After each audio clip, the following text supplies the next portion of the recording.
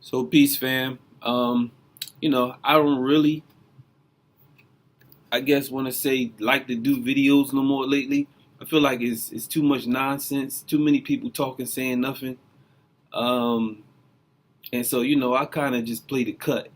Um, but I felt the need to weigh in a little bit on, in light of the thing that's going on with more black men beefing. But ain't nothing new, ain't nothing changed. But it's just something new that's going on and people talking about it. And sometimes some people is surprised, some people hurt, some people feel like, oh, this shouldn't be happening. But this is nothing but a reoccurring problem in our community, and we just playing out something that I believe got its roots even before we came to the shores of North America. So I entitled this short talk, like I said, because I'm gonna keep it real brief, the community of self. um, why do black men beef? Um, First of all, I entitled it that because one of the first books I read when I started to become, you say, conscious or whatever. Like don't even really want to claim that name like that these days. But there's a book by Dr. Naeem Akbar called The Community of Self, and this was a book. This is the old edition, the old copy of it. My grandmother made me read this book, long time ago. It had to be 1990 something and shit. You know what I'm saying? So this was like one of the first books I read that started to turn the lights on about me coming into knowledge itself or whatever.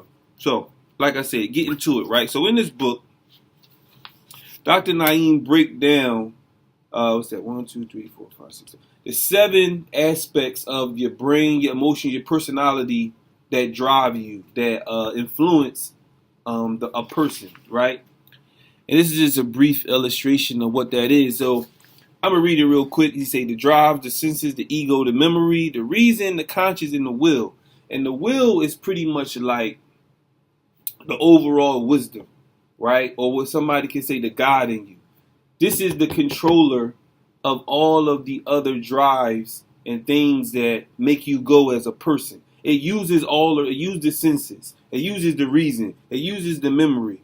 It uses the ego. The controller, the God in you, right? The divine will is what uses all the other parts of the person to make you go. But an irregulated or dysfunctional person does not use the wisdom.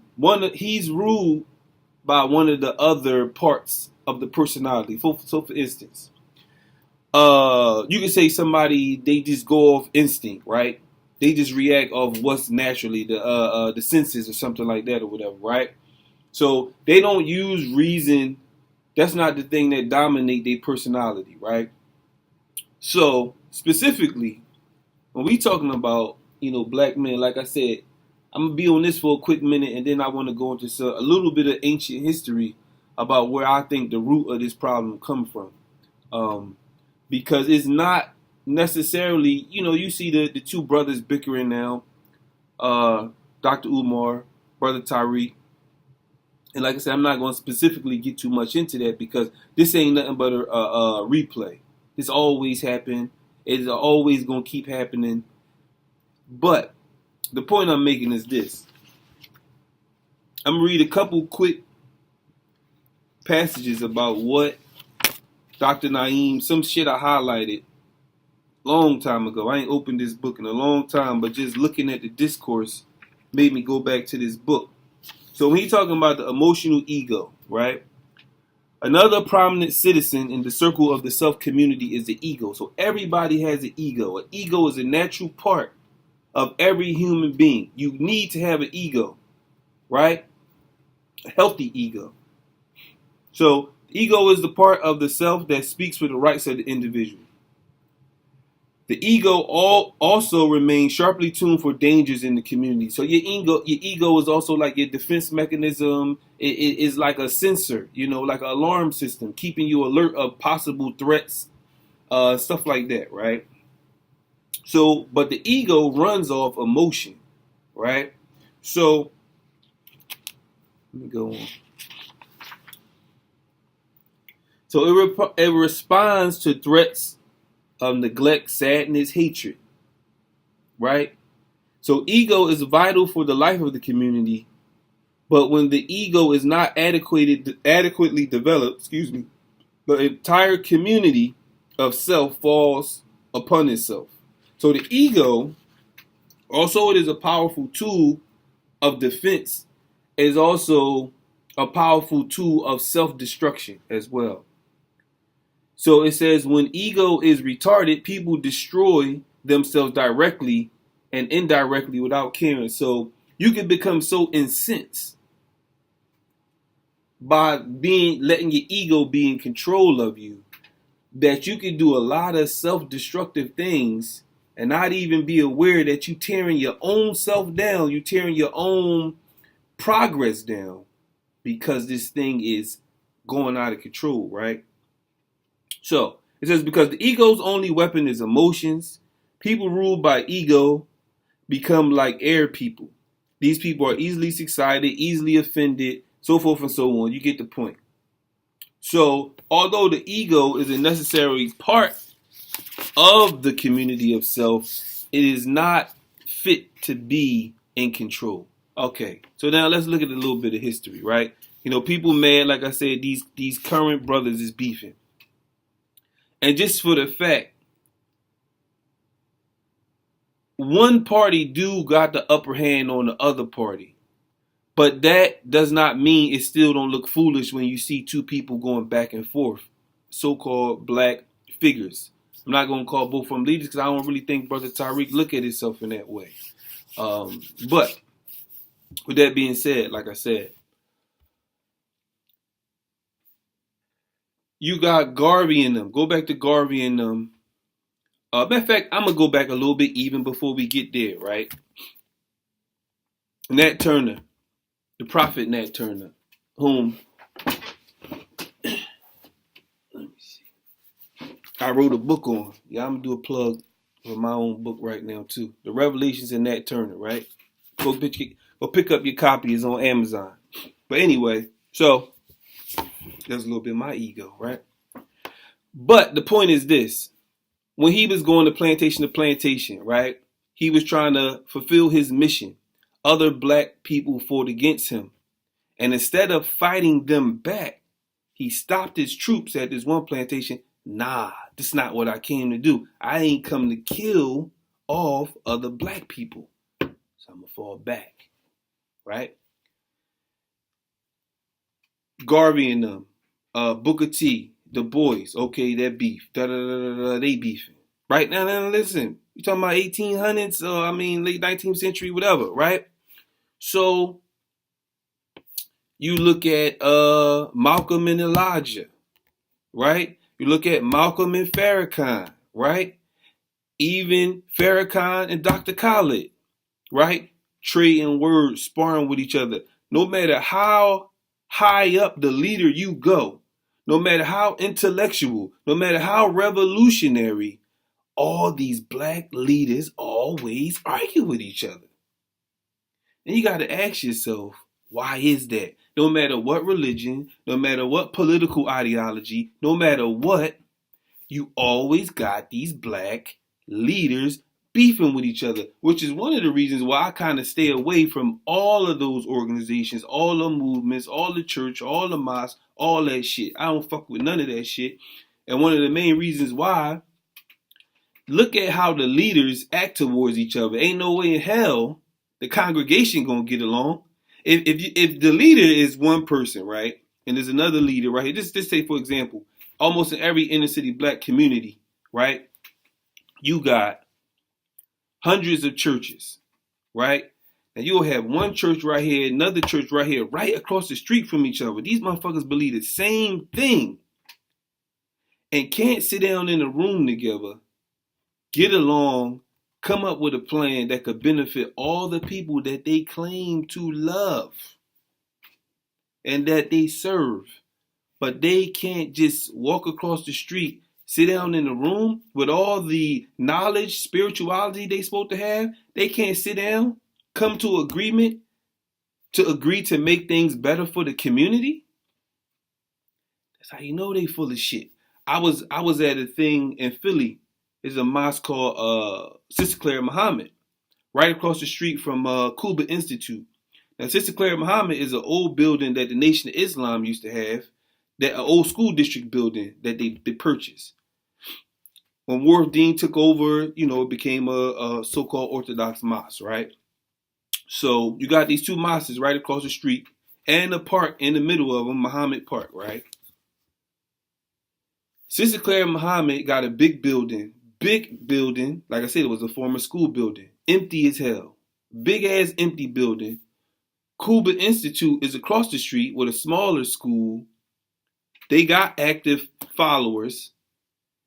So these people across the street, active followers, but they got finance problems. These people across the other street got a big ass building. Y'all both Muslim.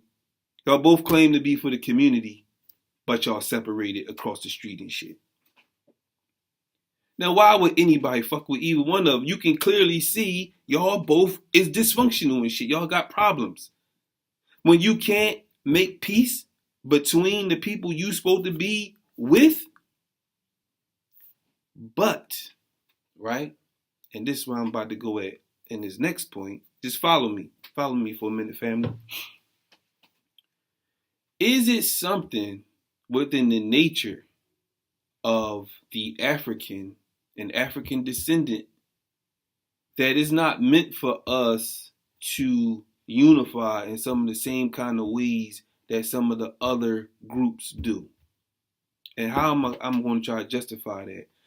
Pre the European invasion, pre the so-called Arab invasion of the continent, because once again, it never was a united continent. Let's make that point clear. Put that Afrocentric lie to rest. What people are currently trying to construct about a united Africa is new. There never was no whole united continent. My point is that you had these warring tribes. Why were these tribes warring against each other, fighting against each other? Even when the so-called different groups came in and wanted to, they invaded different areas. They took slaves from different areas. It was always collaborators. It was always collaboration internally, because the African never necessarily viewed the other African as his brother, as the same type of person. You know what I'm saying? It was always tribal warfare going on. That tribal warfare is the same thing that's happening now. But I believe that it's different. It is more deep than just a tribal warfare. I believe it's a genetic thing. I believe that the Creator has set his hand to make things, I guess you could say, more fair. Because if the African as a whole was collectively united like some of these other groups, it really would be a wrap. It would be a wrap. So when you look at the story, and I'm a keep this short because I don't want to go over 15 minutes. I'm gonna bring this to a close. But when you look at the story of the 12 tribes of Israel, right? I always, as a younger person, when I'm reading through the Bible, I was reading through the Bible for the first time from beginning to end. So I'm gonna sit down, I'm gonna read this whole book. Reading the book, and I always wondered why the hell would you have to have 12 tribes of Israel? Why did it need to be 12 tribes if you was just one people? Why 12 tribes? And the reason why, what I have come to the conclusion of, is that you had to give these people individual space. The energies were so strong within these people that it had to be separate lanes, but still a collective overall unity. So you had these people in this camp. You had these people, the personalities, the egos, the different things that could make a person great would destroy the overall group if it was contained, if they was all held too close. It's like with the balance between protons and neutrons and the shit that's going on a microscopic level. It got to be order within these atoms and shit like that, or it would destroy itself if it was no order. So what we suffer from is a lack of order.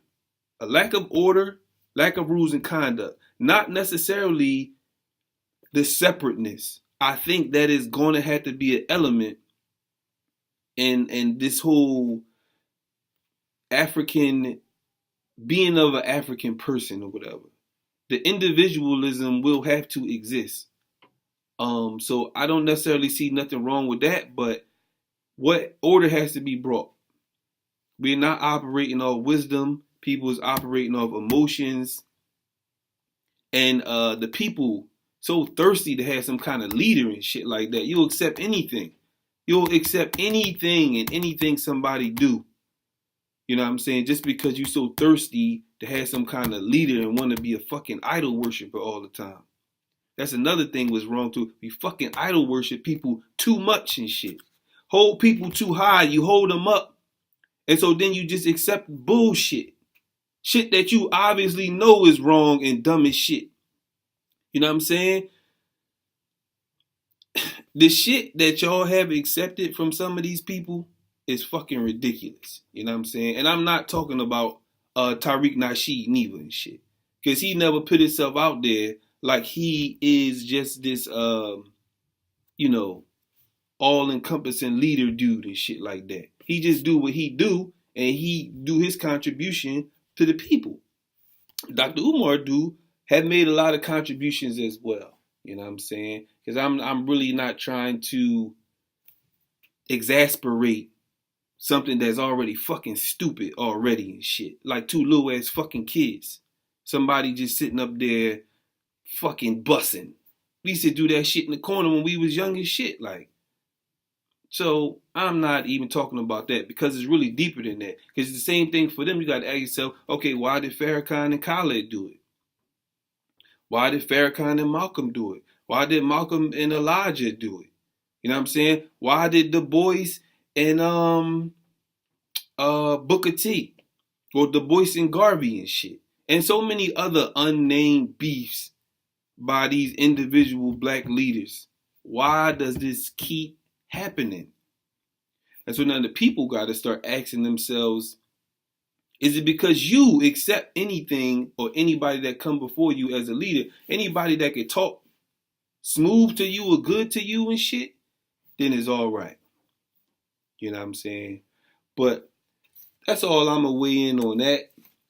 Like I said, it's more I think about this shit as far as why black men in particular can't come together and agree on certain codes.